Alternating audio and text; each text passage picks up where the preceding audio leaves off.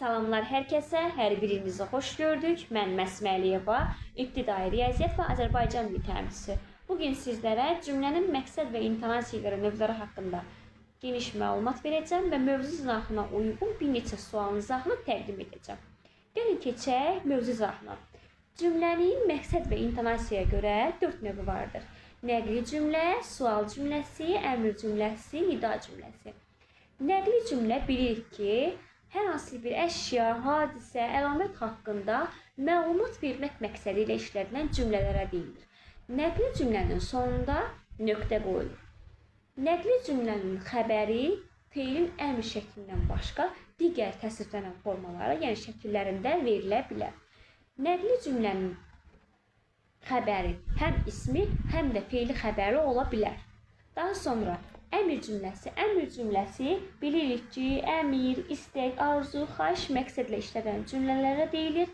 Əmr cümləsinin qrammatik göstəricisi, yəni əsas göstəricisi feilin əmr şəklidir. Əmr cümləsi yadda saxlayın ki, yalnız və yalnız feilin əmr şəklində olmalıdır.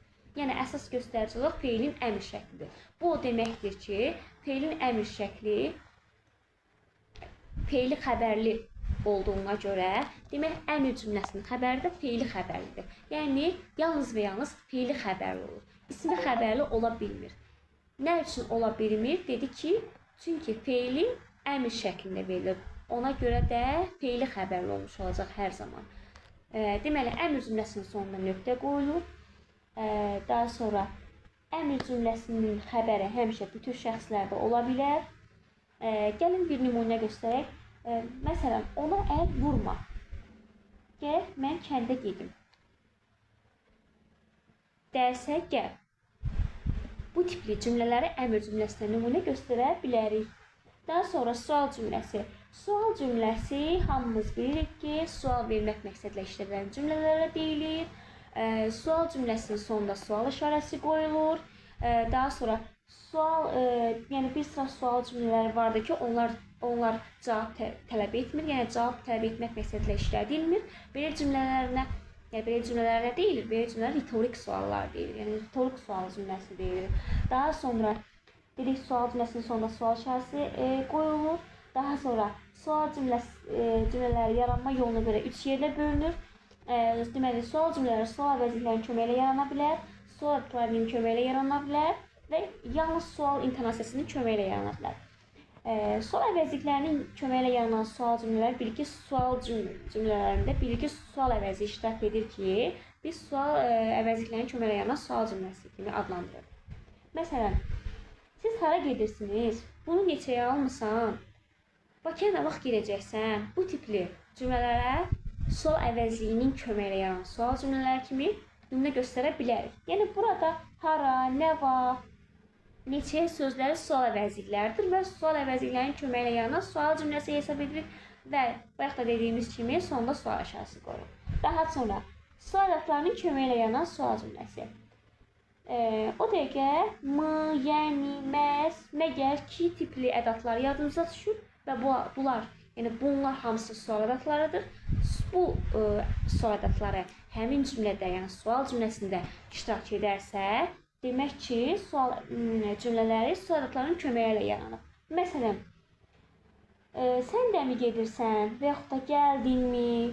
Bəs o kimdir? Yəni, məktəbə getməyəcəksən. Baxın, burada mi, daha sonra orada bəs, yəni bu tipli ədədlər işlənib, yəni sual ədədləri işlənib və sual ədədləri işləndiyinə görə də sual ədədlərinin köməyi ilə yaranan sual cümləsi hesab edirik və sonda isə sual işarəsi qoyulur.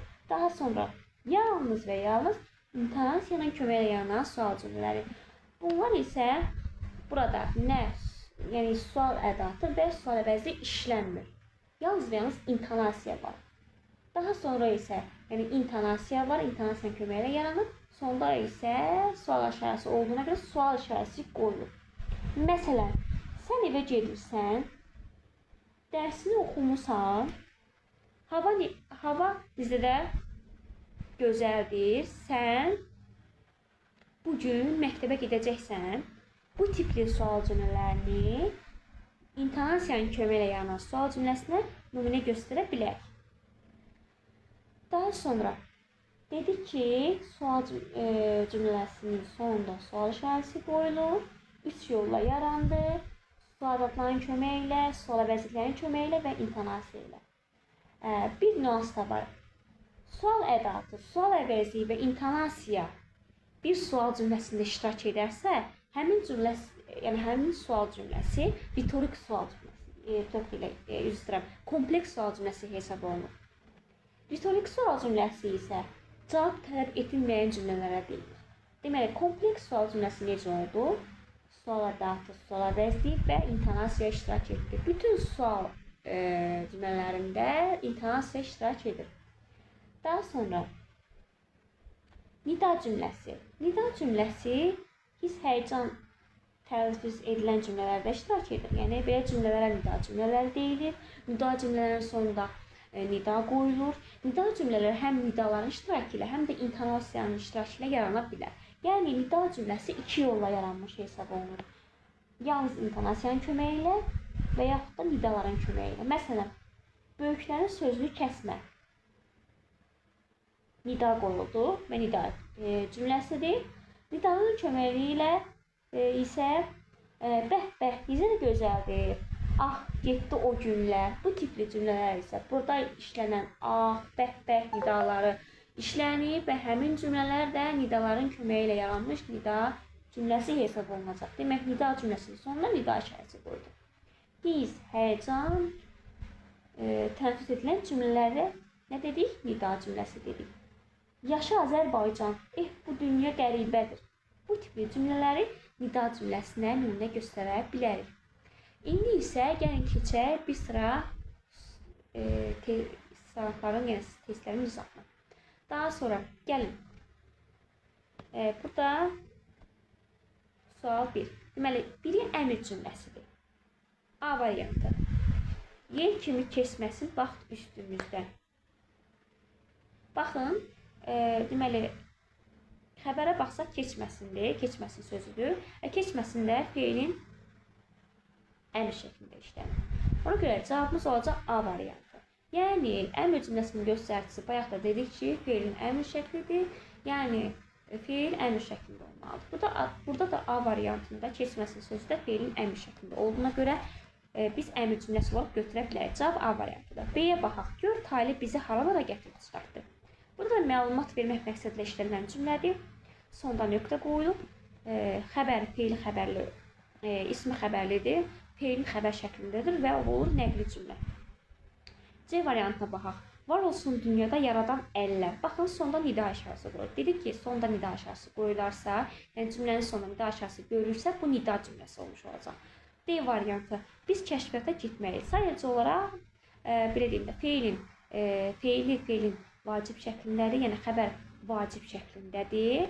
Ona görə də bu olacaq məlumat vermək məqsədlə işlənən cümlələrə yəni deyilir nəqli cümlə, nə olacaq? D variantı nəqli cümlə. Daha sonra Y variantı. Gördün də bu işlərin axırı nə oldu? Sonunda nida işarəsi qoyulub və nida cümləsi olmuş olacaq. Növbəti suala baxaq. Ağıllı adam dinləməyi və nəticə çıxarmağı bacarandır. Nümunə, məqsəd və intonasiyaya görə sadə cümlənin hansını nəticə edilə bilməz.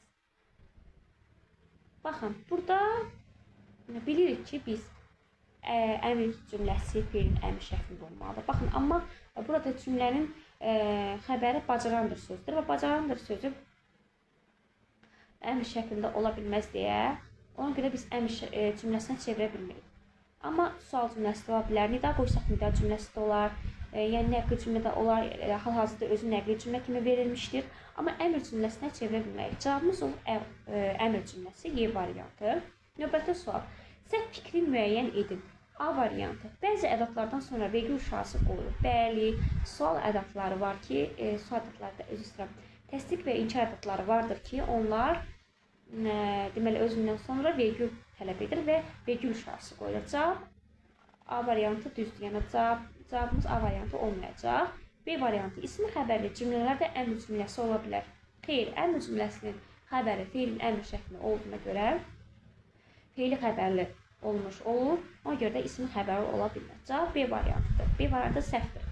Səhv məlumatdır. C variantı dilimizdə nəqli cümlələr daha çox işlənir. Bəli, nəqli cümlələr daha çox işlənə bilər. D variantı bütün sual cümlələrində sual intonasiyası olur. Bəli, bayaq da dedik ki, mövzuatını verəndə ki, bütün sual cümlələrində intonasiya var. Y. Nida cümlələri nidaların iştirakı olmadan da formalaşa bilər. Bəli, nida cümlələri iki yolla yaranmış olur. Həm nidaların iştirakı ilə, həm də intonasiyanın köməyi ilə. Cavabımız olur B variantı. Növbəti sual. Sual ədatı ilə yaranmış sual cümləsi hansıdır? A variantı. Nə üzrə mən geri dönüm bu qürbətdən? Baxın, sonda sual olur. Sual işarəsidir. Bizdən sual tələb edir. Burada nə sual əvəzi idi? Cavab A olmayacaq. A-nı çıxdıq. B variantı. Deməli, Zahidi necə görək? Necə burada sual əvəzi idi və sual əvəzi olduğuna görə sual ədatı yoxdur deyə cavab B variantı olmayacaq. B-ni çıxdıq. C variantı. Saat 5-də bizə gələ bilərsən. Burada sadəcə olaraq intonasiya işlənib. C olmaz. D variantı. Yəni onu tapmaq çox çətindir. Burada yəni sual ədatıdır. Bəli. Sual ədatının köməyi yaranmış sual cümləsidir və sual ədatına yaranmış sual cümləsi hesab olunur. Cavab B variantıdır. Y. Kimi inandırmalısan? Burada sual ədatı olmadığına görə sual ədatının köməyi yaranmış sual cümləsi olmayacaq. Cavabımız olur D variantı. Növbəti suala keçək. Deməli, biri əmr cümləsidir. A variantı. Siz də bizimlə gedirsiniz. Burada baxın. Siz də bizimlə gedirsiniz. Baxın, gedirsiniz. Gedirsiniz sözünə baxanda deməli, getmək, gedir. Burada indiki zamanda olduğuna görə xəbər şəklinin göstəricisidir və belə deyək də, əgər xəbər şəklində olarsa feil, demək ki, əmr cümləsi olmur. Cavab A variantı olmaz, çıxırıq. B variantı. Siz də bizimlə gedin. Baxın, gedin sözü feilin əmr şəklindədir və əmr cümləsinin göstəricisi də əmr şəklində olduğuna görə cavab olur B variantı.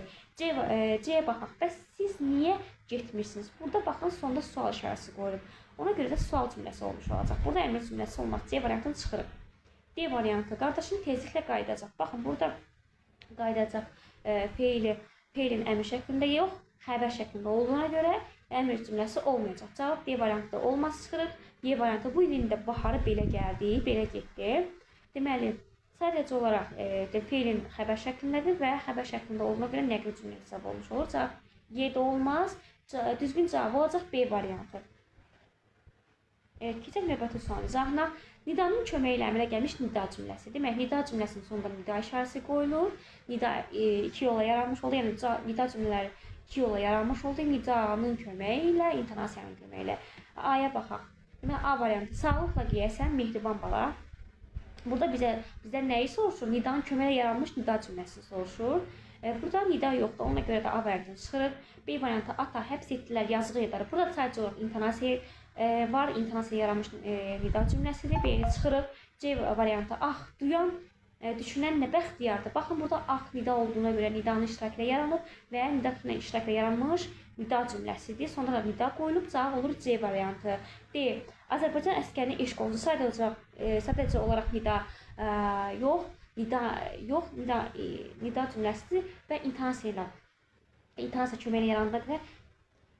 Bu da intonasiya köməyi ilə yaranmış nida cümləsi. D variantını çıxırıq. Y variantı. Yaşasın Azərbaycan Türkiyə qardaşlığı. Burada da sadəcə olaraq intonasiyadan istifadə olunduğuna görə nida yoxdur. Ona görə də Y variantı olmaq. Cavabımız nə olur? Cavabımız olur C variantı. Çünki ah nidası işlənmişdir və ah nidasının köməyi ilə yaranmış nida cümləsi də cavab olur C variantı. İzahımız bu qədər. Əgər sizlər üçün yararlı oldusa, kanalımıza abunə olmağı, bizə dəstək olmağı unutmayın. Sağ olun. Hələlik müəllimlər.